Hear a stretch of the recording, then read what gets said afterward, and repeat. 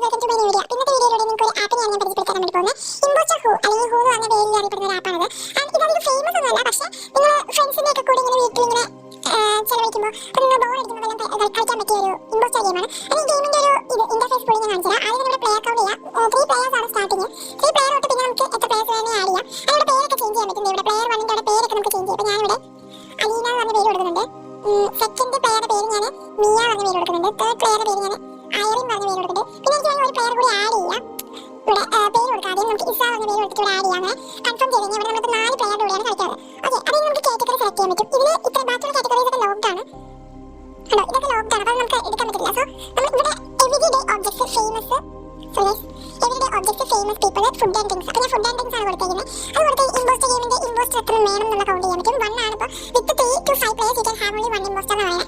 അപ്പോൾ 3 to 5 players ഉള്ളെങ്കിൽ നിങ്ങൾക്ക് ഒരു ഇമ്പോസ്റ്റർ പറ്റുള്ളൂ. അതിനും കൂടുതൽ പ്ലേയേഴ്സ് ഉണ്ടെങ്കിൽ നിങ്ങൾക്ക് 2 or 3 ഇമ്പോസ്റ്റർ ആക്കാൻ പറ്റും.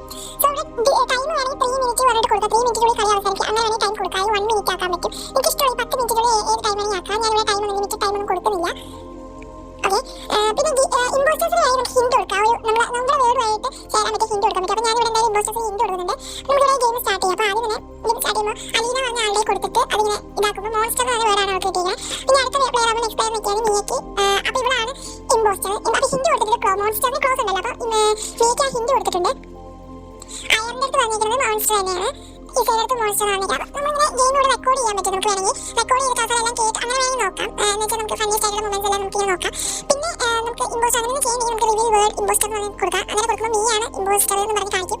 അത് നമുക്ക് പുതിയ ഗെയിമിലോട്ട് പോകാം. അപ്പോൾ നിങ്ങൾക്ക് ഈ വീഡിയോ ഇഷ്ടപ്പെട്ടാൽ ലൈക്ക് ചെയ്യുക, ഷെയർ ചെയ്യുക, സബ്സ്ക്രൈബ് ചെയ്യുക. Thank you, bye bye.